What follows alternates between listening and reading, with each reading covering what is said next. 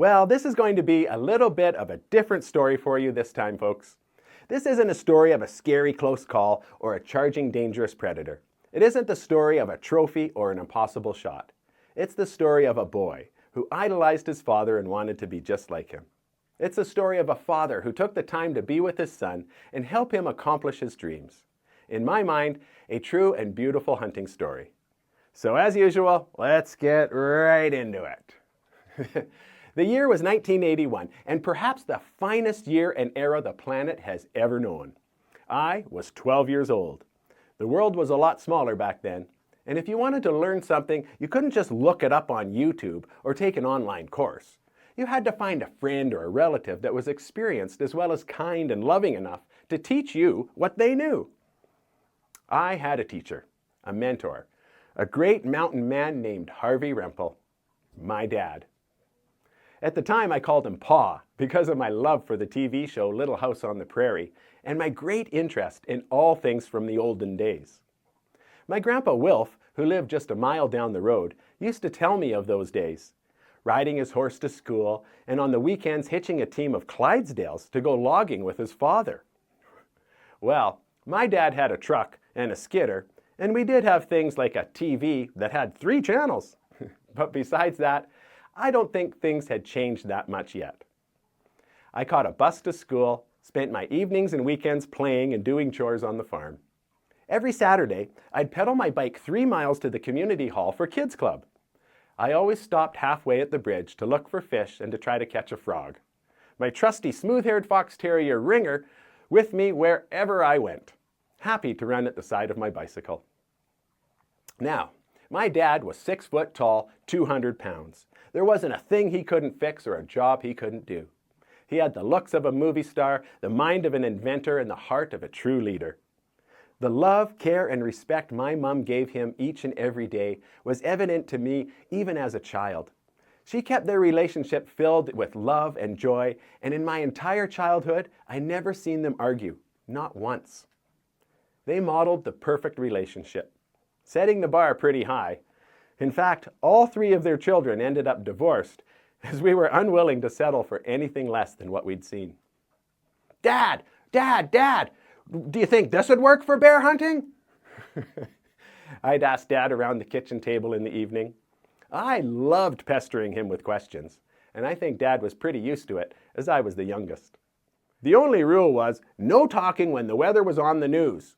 So, from 6:35 to 6:42 each evening, I did my very best not to talk. I think I was successful about half the time. Dad would retire to the living room to watch the weather report while drinking his tea and perhaps even have a 10-minute cat nap, exhausted from his hard work on the farm and sawmill. But after that, when he woke up, I'd get my chance to spend time with Dad, to pick his brain about all things outdoors, hunting and fishing related, to make plans, to build dreams, hunting adventures, campsites, equipment, rifles, and ammunition. I would pore through the SIR mail order catalog out of Winnipeg, Manitoba. That catalog had absolutely everything in it and was pretty much my Bible. Well, besides my actual Bible, which was highly encouraged and read in my family. Here's a picture of that catalog. I'd appreciate it if any of you that grew up reading and looking through this would mention that in the comments below. Anyways, my excitement for hunting had grown even more over the past month as I had just finished taking the required course to be allowed to purchase a hunting license of my own. You see, in Canada, you have to pass a fairly intensive hunting education course before you can carry a rifle or hunt. The course teaches you a lot about safety, a lot about animal identification, and safe hunting practices. It's called the CORE program, which is an acronym that stands for Conservation Outdoor Recreation Education. Who makes these up? Anyhow, it's a good program with both a written and practical exam you need to pass at the end. I'm all in favor of it, and I think that proving your education on these topics before wandering around in the bush with a loaded weapon is an excellent idea. Dad had recently spent many evenings quizzing me about the identification of ducks, as that was a large part of the exam. "We don't even have these kind of ducks around here, Pa," I complained. Why do we have to learn how to identify a surf scooter or a harlequin duck? I just want to shoot a bear. Yeah, that's kind of stupid, but maybe one day you'll want to hunt ducks too, Dad said wisely. Oh, I wanted to shoot a bear. I wanted to be a big man and take down a dangerous predator. Mostly, I wanted everyone to know. You see, in small towns, a man develops what's called a reputation. Mine had a boost from being son of Harvey, but with it came big boots to fill and high expectations. I figured if I could kill a bear at 12 years old and then move on to deer and maybe even someday the king trophy of my town, a big bull elk, that, with a few stories of honesty and hard work, would solidify my reputation in this community.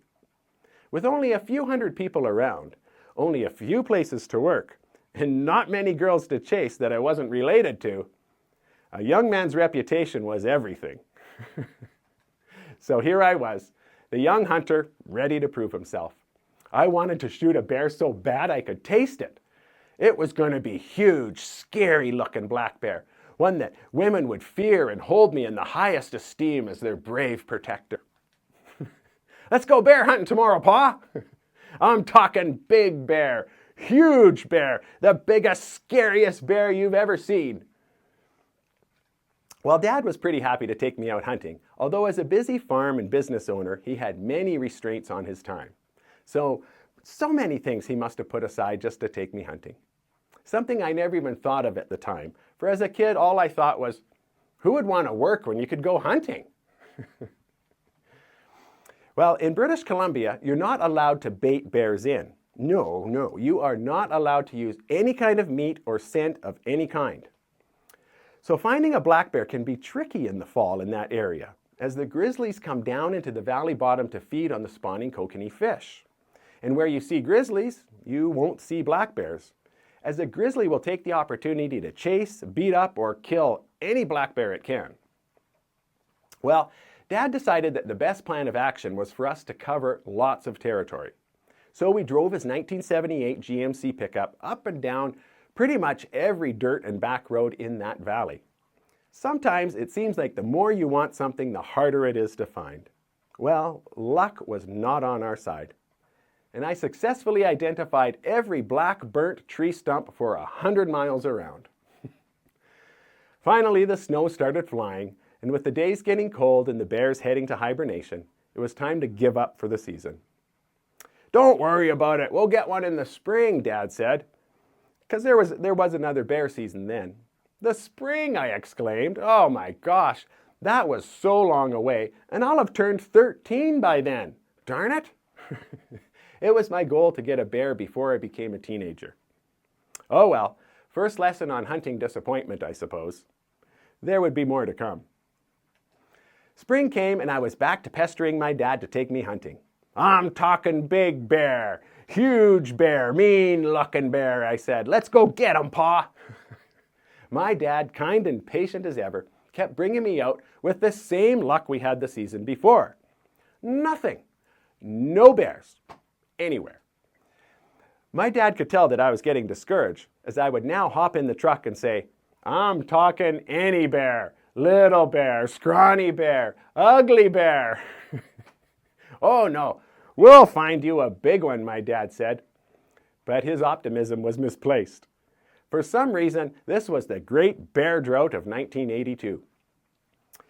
Eventually, I got my wish. We were driving down a logging road, and as we crested the hill, the road curved slightly towards a small single-lane bridge. Dad started slowing the vehicle, and to my utter and utmost surprise, a bear came bounding out of the bush and stood on the road just in front of the bridge. He was exactly like I had asked for that morning, scrawny and ugly. Dad brought the truck to a stop, and I heard him say, wow, that's a pretty ugly little bear. You might not wanna, but I didn't catch the rest of it, as I was already bailing out the door, jamming the clip into my dad's trusty .243 caliber bolt-action rifle. Keeping one eye on the bear, I noticed he was starting to look nervous, and I could tell he was going to run. He was only 75 yards away, and I only had time for a quick freehand shot. With that scope turned up to 9, it didn't seem too difficult, and I think with all the suddenness and excitement, I forgot to be nervous as I brought up the rifle and shot him straight through the chest. He ran about 100 yards into the bush and bawled a little bit like they sometimes do. We waited some time and then went in after him, finding him dead. We dragged that bear out to the road and got him into the box of the truck. We took him home to where we could skin him out and do the butchering there with the tractor to hang him from. We called my uncle and grandpa to come help as well, mostly just to make sure they'd see my accomplishment firsthand. We skinned that bear out, head, paws, and all, and I even sent it out to get the hide tanned. I still have that bear today. It might be small, but my pride was huge. As I look back on it now, I think of how it was my dad's story too, and how I would have loved to have heard him tell it. I think he'd call it, "The year my son went crazy and took up a lot of my time." Thank you, Dad. Thank you to all dads or men out there who take the time to take a boy or young man hunting. It's time well spent, memories that never fade, respect and thankfulness you will hold forever. Well, that's my story, folks, but I'd like to tell yours. Send in your stories to info@themoosewhisperer.com. Either write them out or send them in on a voice memo, and I'll tell them to the world. Thanks for watching. More stories to come.